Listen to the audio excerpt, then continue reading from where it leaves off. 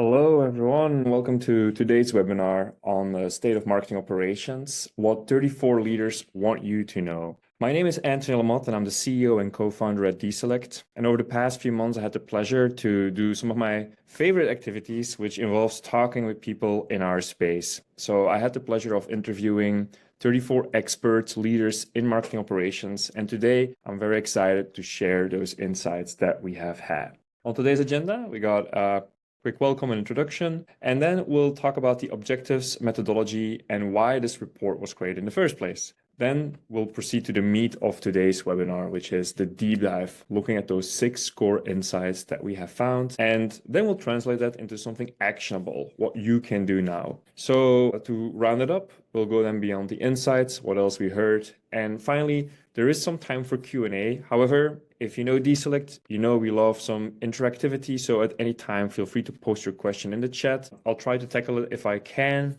If not, I'll just capture it towards the end. All right, let's get rolling. So who we are, quick background on us. So DESelect is a marketing optimization platform custom made for Salesforce. It's a turnkey platform, so that means it's truly plug and play, and it's fully integrated with Marketing Cloud via AppExchange. We serve customers mainly in mid-market and as well as enterprise. We have headquarters in Europe, in Antwerp, as well as in the United States, here in Austin, where I'm currently based. We partner, of course, with Salesforce, but also with some of the largest SIs out there, and as well as boutique firms. And we serve clients across a variety of industries. They include Volvo, Morgan Stanley, Cornell. You can see the names here. Finally, we have 3 products. Our bread and butter still is DESelect Segment. We're most known for our segmentation solution, but we also offer DESelect Engage, which allows you to manage saturation and helps with the prioritization of campaigns. And then we have DESelect Search. And if you haven't heard of that one yet, that's a free app, completely free, that allows you to search anything inside of Marketing Cloud.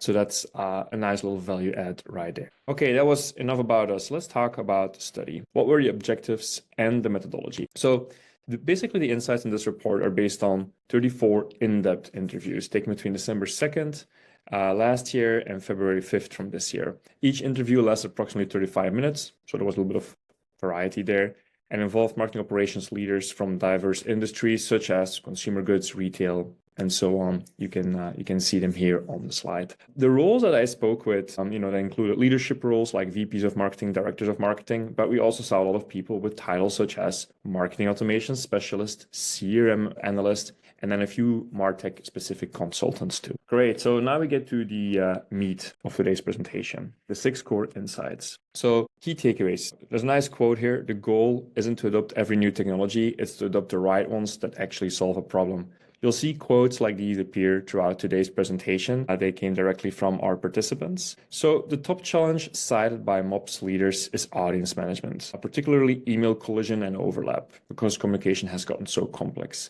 2, generative AI tools are not yet mature enough to handle the nuances of data models. 3, organizational clarity and role definitions are critical for team productivity. Furthermore, some additional takeaways were that effective marketing ops relies on a blend of skilled talent, process alignment, and MarTech solutions. And that's complex. That's a lot to manage. 5th, marketing operation leaders seek tools that prioritize platform agnostic solutions and integration across ecosystems. And then lastly, email deliverability. Even though it's a subject that has been very important for the longest time, it continues to be a challenge and hinders campaign effectiveness. And that also has to do with changes in that space. I will go into those in more detail. Let's start with managing audience overlap. That is something that is also very close to my heart. So what we have seen is that audience management inefficiencies are just very time consuming and lead to audience fatigue and diminishing campaign performance. So what is really important here is that you find an effective process through which you can manage your audiences. What I've seen for a very long time, and still happens unfortunately, is that marketers or marketing ops professionals sometimes have to rely on IT or other technical teams to help create their segments. That is an inefficient process. But on top of that, as soon as you have multiple marketers, let alone you have multiple teams, the chances of having overlap and collision in your campaigns becomes much harder. So orchestrating CRM alongside other channels is another layer of complexity because of that reason. And that makes unified messaging so challenging. So interviewees often found themselves manually prioritizing or suppressing audiences and you can use your imagination, but that often involves things like, at best, maybe it's some project tool like Asana to help with campaign planning, but at worst, it might be a spreadsheet or it's like ad hoc, and that's tough if you want to ensure that brand messaging isn't conflicting while overwhelming recipients. Quote that stood out here is, we've had to create manual processes to prioritize and suppress audiences by brand tier. It's effective, but labor intensive. All right. So going on to insight number 2, AI tools struggle with data model nuances. So obviously you can't get past it these days. AI is all around us. Everyone's talking about it. And what strikes us is that people are trying very hard to make it work. And that's cool, of course. That's great. There's a new technology. We should figure out how to make it work. But often it's a bit of a forced thing. One thing that our interviewees have noticed is that the AI tools struggle to adapt to specific nuances in their organization's data model, leading to inaccurate or incomplete segmentations. Actually, as early as 2023, we experimented with generative AI ourselves in DESelect segments, so we are very familiar with this problem. The problem is that the data models that customers have is so different and so custom that when you have generative AI create SQL or create a query to get that data out, it often misses a lot of the nuances that might be very important. And that one field that gets missed might be super relevant. And similar issues we see with other segmentation solutions. Data Cloud is getting stronger generative AI capabilities too, but it doesn't take away the fact that it's just very tricky to really get it to 100% accuracy, which is what you want in segmentation, because it misses those small nuances. So keep a human in the loop, the sentence you hear a lot too these days, but for audience management, definitely something we recommend. So this is particularly evident in organizations with highly customized data sets, where critical filters or logic were missed by AI-generated models and often require manual intervention, as I just mentioned. So AI's effectiveness depends on structured data. Without normalized data, AI is not just ineffective, it's unusable. And one interviewee added, generative AI-generated segments seem smart at first, but we quickly realized they missed critical filters unique to our data model. And I think that kind of captures everything I just said beautifully. Let's move on to insight number 3. Organizational clarity drives success. So our interviewees highlighted that unclear roles often led to duplicate efforts, missed deadlines, and misaligned priorities. And if I can just take a step back here, that's of course because marketing operations as a domain is still relatively new. People are still trying to find out those roles. Leadership is often still trying to figure out where it exactly fits.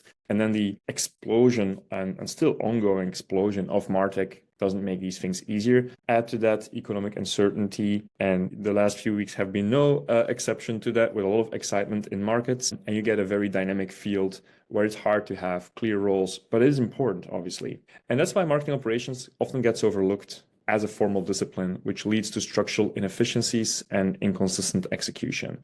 Now, and I might be biased, but I think the role of MOPS is heavily undervalued. If you look at just how technical marketing has become, how dependent on digital, it's been a massive shift that has been going on for about 2 decades now, with the majority of marketing now happening on the digital front. But without good operations, good structure, good processes, it's almost impossible to do this consistently in a way that doesn't bombard your customers, in a way that respects data privacy. So it's a shame marketing operations gets overlooked. And it's something that we as marketing operations professionals, of course, have to fight for and show the value. Many MOPS professionals are also expected to lead projects across multiple teams without direct authority. I'm not a manager of anyone, but I'm a manager of everything, is something we've heard. And another thing we heard was MOPS isn't a one-man show. You can't just implement a tool and expect it to run yourself. But if I look back earlier in my career, at some point, I was leading marketing automation at Toyota Motor Europe. And our role was, as a central role, was a supportive role. So it strikes very close to home when I read these things still happening in the market. We often are the enablers, the facilitators, but we don't have direct authority. That makes it challenging. That makes it so important to form coalitions within your organization, to make sure you have leadership buy-in, to leverage that leadership buy-in to maybe exert influence over other leaders in other areas or other lines of business. And that's a bit the situation we're in as a supportive function. All right, let's go on to insight number 4. Several interviewees, so this is MarTech needs alignment with people and processes. So they emphasize the importance of aligning MarTech investments with team capabilities and business goals. Because a common frustration was a tendency to simply adopt shiny new tools without addressing foundational gaps in processes or training. And of course, this very much applies to generative AI too. Misalignment between marketing and IT teams slows execution, making cross-team collaboration a persistent issue. And I wish I could say after 20 years of MarTech that there was better alignment between marketing and IT. And often there is. Sometimes there are dedicated MarTech teams and departments, and that can speed things up.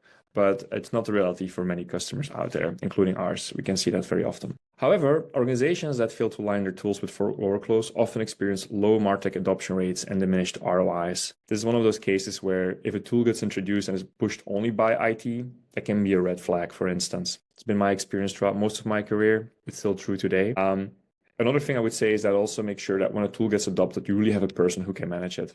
I think that very often, companies still buy tools expecting them to magically create value, but truly you need someone to manage the tools, to understand them, and to get the value out of them, and to also keep an eye on releases, features that are not used yet. This is another thing where customers get many tools, and few of these tools get utilized to the maximum capability.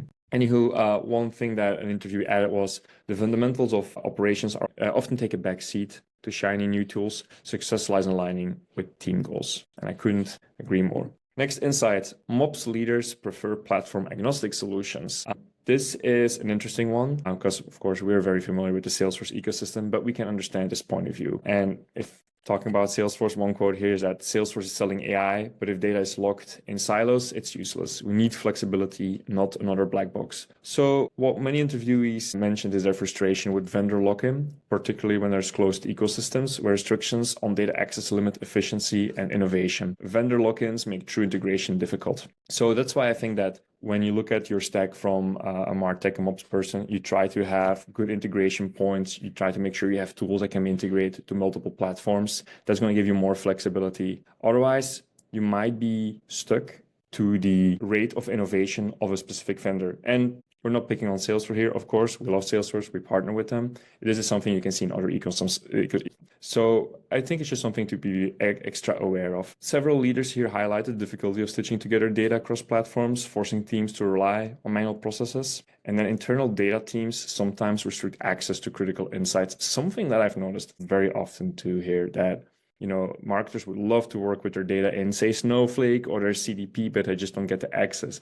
And then it gets very hard to do your job. Sixth and final insight from this study is that email deliverability remains a challenge. Email deliverability emerged as a pressing issue for marketing teams, especially with recent privacy changes. Orchestration and execution issues were cited here, and leaders report a significant shift in their email marketing performance metrics. So many teams are now focused on click-through rates and conversions to better understand engagement and campaign effectiveness. Open rates, I think most people in the industry by now attach less value to open rates. There is still some value though. I think it can still be a measure of your subject line effectiveness. And especially if you're in a B2B space where you don't have a lot of Apple recipients, it's maybe less of an issue. But what you really want to see is those click-through rates. Now, while email remains a leading digital channel in terms of ROI, competition for customer mind space has put engagement metrics and the need to innovate under pressure. So this is also where we see then that shift towards thinking about, okay, what's on the frontier of email marketing? Obviously, personalized marketing, better subject lines, but how can you even go further? And we see things like send time optimization, frequency capping, saturation optimization. Those are some of the new concepts or the more recent concepts that have taken a wind. One interviewee here added, when everyone works in a similar way, it's much easier not only to execute emails properly, but to prevent the chaos that ruins deliverability. I'm sure some people on today's call may have heard or may have had this challenge too, where the business or maybe the sales team is asking them to push out a blast campaign just to send out to as many people as possible. But in the process, you burn your database. And that's the difficult fight that MOPS professionals often have to make. Taking the stance for long-term database quality, long-term benefits versus short-term win that the business is really pushing for. All right, so at this point, I want to do a quick poll. And if you look at your screen, you should now see a few questions that you can answer. And so the question is, which of these 6 insights resonates the most with you right now? Option 1, audience overlap. Option 2, AI limitations. Option 3, unclear roles. Number 4, misalignment of MarTech investments. Then we have vendor lock-in. And lastly, email deliverability. I'll give it 3 more seconds, and there we go. So now you should see the results on your screen, and it seems that it's a bit spread across these insights. That's not a surprise. So we have managing audience overlap as a big topic, obviously collision control, making sure that you're not over bombarding your hard-won subscribers is super duper important. Unclear rules and lack of recognition, I get that. And then we also have misalignment. So those two have an equal vote. Okay, awesome. I can click on share results now. You should actually see them. My bad. I'll leave the results on for just a little bit longer so you can read that. And meanwhile, I'm going to shift to action plan, what you can do next. So far, we've covered the insights that we've got from the study. So we interviewed 35 experts and leaders, captured their insights, bundled them, we presented them. But what can you do with that? Okay, what can you take away from today's session? So insight 1, action plan. So when it comes to audience overlap, which was of course the highest voted topic here, so let's spend a little minute on that. So invest in centralized audience management tools with built-in governance features that offer real-time visibility and suppression capabilities. The suppression capabilities here are I think, worth of noting, but also provide training. Again, can't have a tool without someone owning it. It's not going to have value automatically. So provide training to ensure your team can effectively utilize these tools, reduce the risk of manual errors and inefficiencies. And it's in between the lines here, but I want to stress this point. There are ways where you can build workarounds to do things like managing audience overlap. You can build suppression lists and you can create some governance around it. But it's very hard to systematically apply that. It is just so complex. If you look at a given campaign planning for the coming month and you have multiple campaigns, each of those campaigns has different subscribers and there is some overlap, but not full overlap between those different campaigns. So if you have a very simple marketing calendar and you're a 1 to 2 marketing team, you can probably just eyeball it. The moment you start to have multiple campaigns per week, calculating, guessing overlaps becomes very important. And then it becomes almost impossible. At that point, it becomes important to look at its solution. Also, make sure to align regions and business units to follow the same data taxonomy to prevent discrepancies in segmentation. So this has to do with governance. And this is hard. I've seen this too with customers. There are multiple business lines. Getting people on the same page about what the rules are is hard. And this is where you get that executive buy-in. But you can always start with your own business line, your own region. So with so many business units and no structure, managing campaigns across countries is nearly impossible. Every team wants something different and we need a unified approach. Again, that was a quote from a participant. Okay, let's go to the action plan for AI tools. So here, separate the hype from reality. So leverage AI tools for repetitive tasks. That's something that we've seen is valuable. While maintaining human oversight for complex segmentations. I'll give you one example of a repetitive task that can have some merit for defining campaigns. If you have the notion of creating tasks or maybe even user stories for your campaigns, or you use a project management tool, you could create a template it could even be ChatGPT, but enter your Gen AI tool of preference to always have that format. That's a very easy, repetitive time saver. We've seen customers too who use it to generate their first drafts for content, but of course I still edit it. Test AI models on smaller data sets and collaborate with vendors to ensure AI solutions can be customized. Prioritize data normalization and hygiene. This is not new, but it's become even more important because you can get more value out of it these days. So uniform naming conventions, deduplicated records, aligned taxonomy to ensure your data is standardized and free of inconsistencies. Monitor the AI landscape too for advancements and be prepared to iterate your strategies as tools evolve. I know this is hard too because so many tools, they're exploding, but a simple thing you can do today is next time you're using, again, maybe let's say ChatGPT, at the same time use Claude, at the same time use some of the other vendors to just all work on the same query, the same prompt. That's an easy copy paste, but you can very quickly compare results. And that gives you a good hunch about which of these, at least chat tools, work the very best. Of course, beyond that, there's many, many more tools. So to round up again with a quote from an interviewee, AI sounds great in theory, but in practice, we're still babysitting it to make sure it doesn't mess things up. All right, let's go on to Insight 3's action plan, organizational clarity. So prioritize onboarding processes.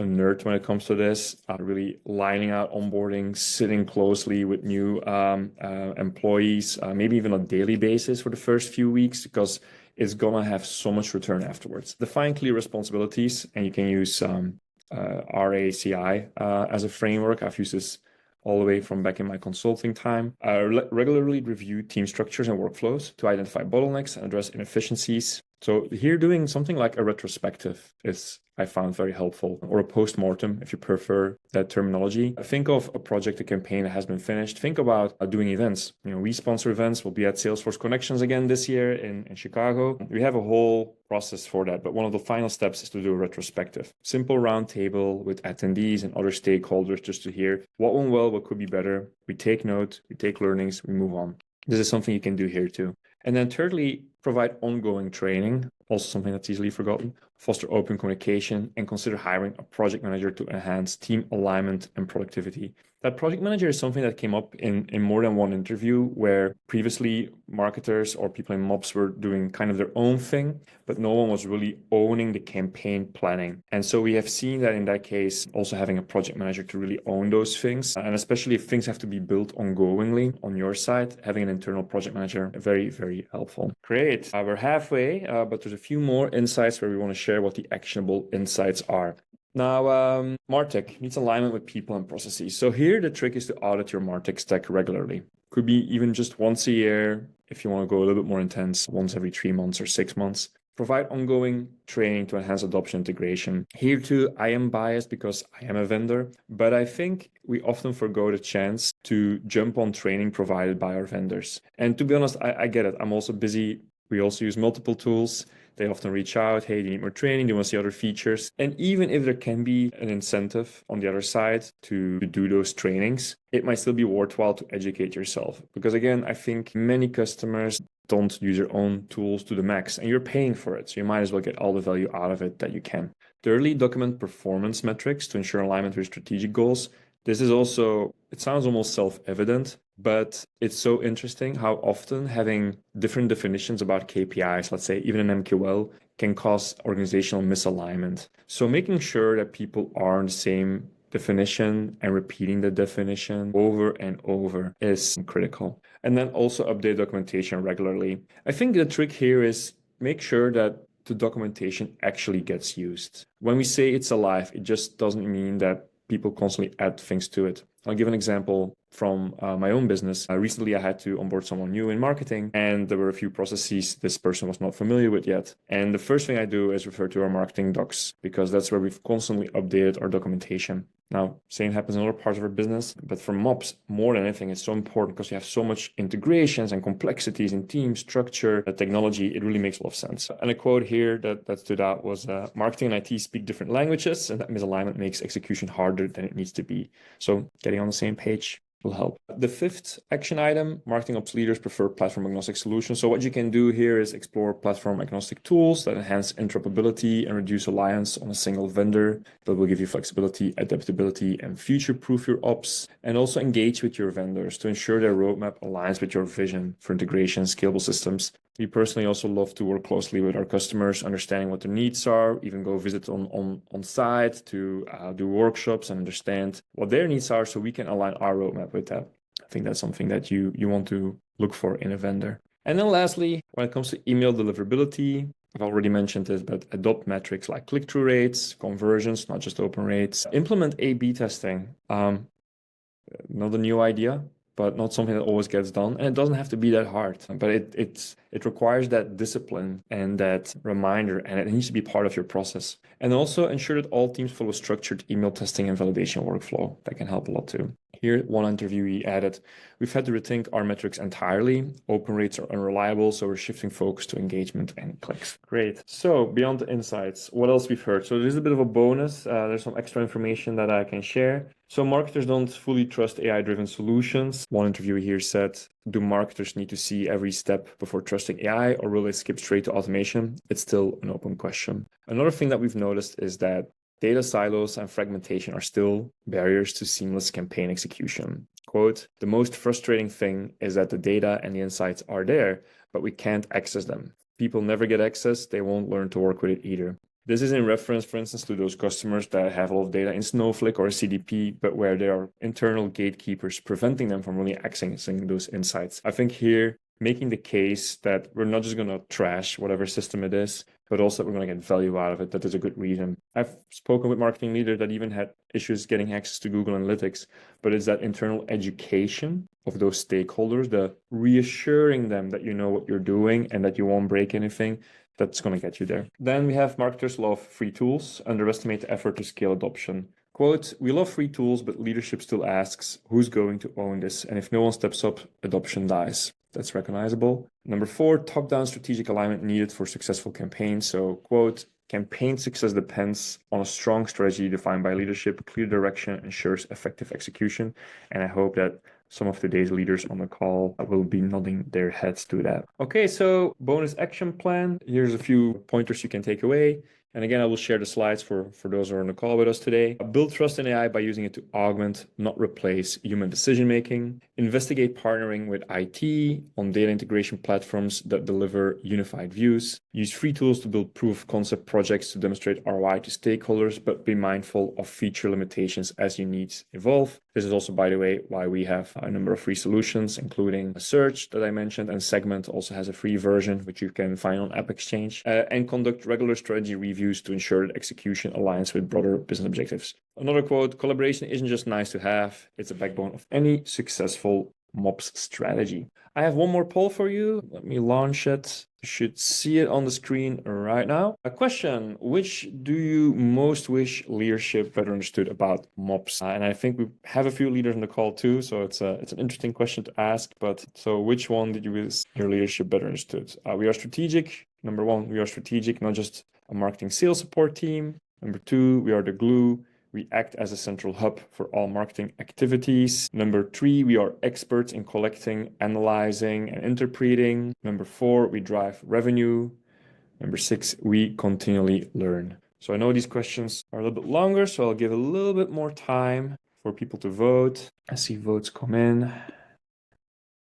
Awesome. Well, let's give it 3 more seconds. 2, 1. All right. Thank you for voting. And I'll share the results right away. So you should see them now. Seems the majority of our attendees think we continually learn. It's not just about technology and processes. It's about people and their skills and training. I'm actually so happy to see that because I think it is absolutely true. Can make our lives a lot easier, but you really need that ownership. So I fully agree with this. And then 2 other things that got voted were we drive revenue. Our efforts directly impact revenue and customers. 25% of attendees voted for that one. And then the remaining 25 voted for we are the glue. We act as a central hub for all marketing activities, connecting different teams and ensuring a cohesive and efficient marketing strategy. Awesome. Thank you guys for sharing that.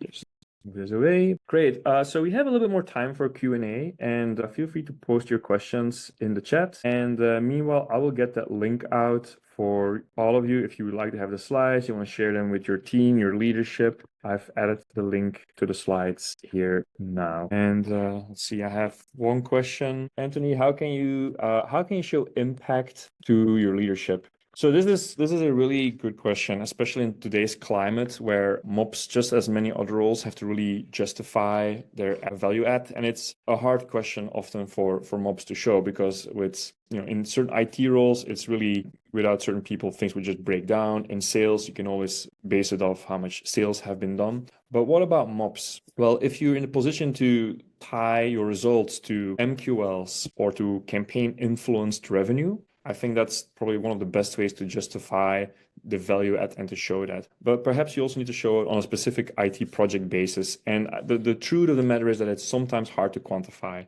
Now, we try. So even with, if I think about DESelect Segment, for instance, I'll give you an example. You could say, okay, this is just functional. We're going to have a solution that makes it easier to segment. But there's other ways to quantify it. For instance, you could say, well, the segmentation solution is 50% faster than writing SQL. Okay, so that's huge. So even if you're not going to downstream your team for that, you suddenly have freed up 50% of time of some critical resources that allows you to do more. That's a value add. Another way that we look at it is campaign velocity. How long does it take from brief to launch? Figuring out how much faster those campaigns can launch is also like a real value add. Now, That's one example for one tool, but thinking about both the qualitative and quantitative impact, I think will help. So that was one question. Let's see. I think we have time for one more, maybe two more. How will this impact the DESelect roadmap? That's a great question. So a lot of our roadmap these days is geared around DESelect Engage, which is our saturation control solution. This also fortunately came up a lot in the interviews that we had with our customers. So we continue to have very strong rule-based mechanisms to manage saturation. We have a way to leverage ML for that too, for those who want to have the machine make the decisions. And some of our current items that we're building on right now have to do with more insights into engagement, because we see that it's so competitive out there with email, not just with your own competitors, but just to get mind space. So whatever edge you can get in better understanding the engagement of customers so you can act on it, I think that's where we can add value. So that's a bit on our roadmap. And then last, see one more question. Do you see any other changes in the MOPS profession? So that's a great question too. So I think what is most interesting for me is that MOPS, marketing operations as a term, keeps getting more and more popular. And historically, it has been mostly in the B2B space. You see often marketing operations, maybe even revenue operations in the B2B context.